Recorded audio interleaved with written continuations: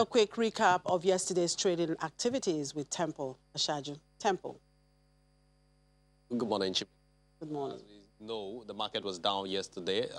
Looks like things are beginning to fizzle away, especially the bullish run that we had in recent time. But then again, we know that one of the key reasons why the market was down yesterday was the reaction that a lot of investors gave across the markets to the oil price crash, which was a major shock to the markets at large, albeit the fact that trading has been going on remotely. So yesterday, yes, we're down by 1.30%. You wrap things up from 1.27%, which we had reported by some other financial firms. What we have, if you wrap it up, is just 1.30%. This particular figure now keeps us at a month-to-date loss of 6.2%. And if you look at the year-to-date performance, it's still negative. It's a loss of some 15.7%. And that's what we had by the same margin, for which the equity capitalization of the markets also declined yesterday. And if you look at the volume, it all ended in red. We're down by some 28% yesterday in terms of the volume of transactions, thanks to the profit taking that we saw around FBN Holdings, which had actually touched some 4.25 naira before it now lost some 1.16% to close at 4.20 naira eventually. 71 million units of its shares was actually traded, sold off due to some profits taken by some investors. And of course, we know that that was at a value of about 300 million naira, because if you add that to what we have here, of course, we know it was below the 30-day average, which is around 3 billion typically, but yesterday was 2.25 billion naira. And of course, this was a decline of some 45%. We did some 4,800 and something the day before, but yesterday we were down to 4,775 in terms of the deals for the markets. Look at the sectoral performance. It all bled. We got, for the banking sector, Fidelity Bank was down by 8%. Unity Bank was also down by 8%. GT Bank, Zenith Bank, 7% down a piece, as well as Access Bank. These are top-tier banks in the market. For the consumer goods space, Champion Breweries was actually the top loser in the market yesterday. It was down by 10% outrightly. And of course, Honeywell Flour was also one of the contributors. Look at the industrial goods segment of the market, down by 86 basis points.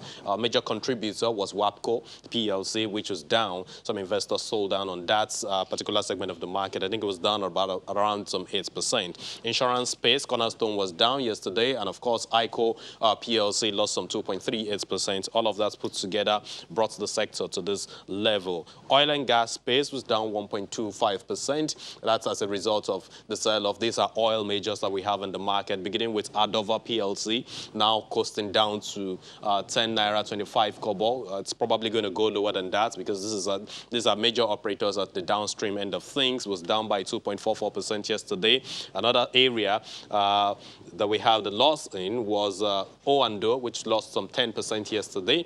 And of course, another major player that we have here is the Seplat, which is an upstream operator. Other segments of this side of the market, energy space, remained unchanged. If you look at the NASDOTC, there was basically no trade here. It was unchanged. 515.6 billion naira is the equity or the market capitalization for that space. The numbers that we have in terms of volume, value, and deals are the year-to-date performance, because there was basically nothing yesterday. But before we move into the debt space, we got Gabriel Fayomi joining us now to give us an insight into what actually transpired in the equity space yesterday.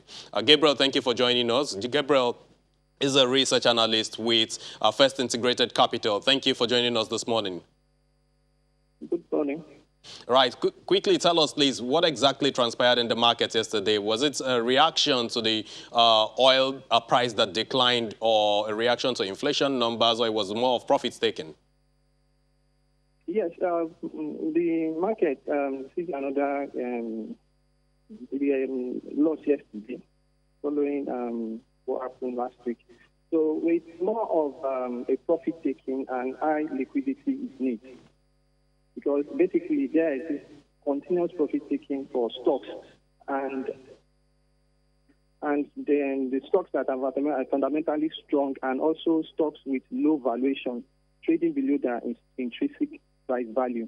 So this profit taking can mainly be seen as the characteristics of what is happening in the oil sector, and also the inflation rate, because we projected the more inflation for the month of April, and also high inflation for the month of April, and also the panic of this crude oil in the crude oil market also will be one of the big reasons for the market coming to yesterday.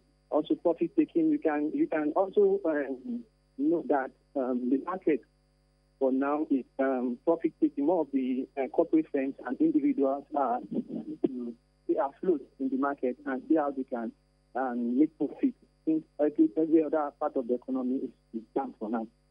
Okay, so we know that the market has opened for about an hour now today. What do you think investors or traders like you will be looking at? Will it be the fact that, of course, there are still some fundamentally sound stocks, and that will give room for more bulls in the markets today? Yes. One thing about the market for the past week is that we see coming down and going up, because basically investors are active in the market now. Most of these corporate firms are not opening their jobs because no production is going on, and also the fact that there's a need to make profit at this point in time.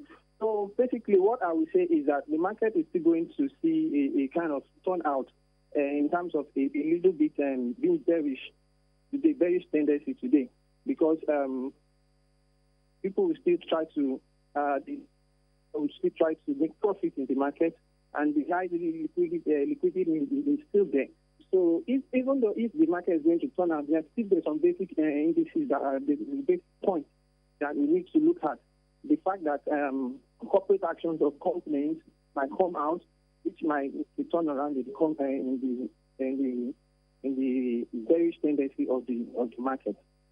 True. Thank you so much for your thoughts. I mean, you mentioned the earnings season that we're in at this point, even though a lot of investors are not so positive about Q1 numbers for this period, but we know that some companies are also have announced their qualification periods for earnings, like Dangote Cement, which is one space that investors are now currently betting on. Gabriel Fayomi, thank you so much for your thoughts. Gabriel Fayomi is a research analyst with First Integrated Capital. Thank you so much. Well, let's quickly look at the rest of the market side. We've got the debt side of the market here. Investors yesterday backtracked from the bullish round that we've been seeing in this space as well. Bonds, basically, investors give more of cold shoulder to this space. 23rd of April 2023, given the fact that the whole crash of the oil price, crude oil price, might have a negative impact on our budget and, of course, on our borrowing plans and strategies for the rest of the year. We know that today the DMO will be offering some 60 billion naira in auction, and of course that's something that a lot of the traders are currently bracing up for, even though we know that some analysts have predicted that rates are not likely to change from the previous levels that we saw them at. So mainly yesterday we were not too good. That's why you saw just 100 million, 100 naira for these, and of course 600 million naira below the regular billions of naira that are exchanged on this particular short end of the curve. Moving on to the treasury bill side of things, it's the same thing. We didn't really have much of trading yesterday, even though we know that this, compared to the previous trading session, is higher at some 5.7 billion naira here. But look at investors had more interest at the longer end of things, even though we know that a lot of the FPIs, foreign portfolio investors, have actually been selling down. But we know that rates at 11% has found a support level at that position, and that is not likely to change. That's what we also had around the open market operations maturities, which traded at the secondary side of the markets yesterday. Chimeze. Thank you, Temple. Well, we'll wait and see what happens eventually at the end of trading today. We will.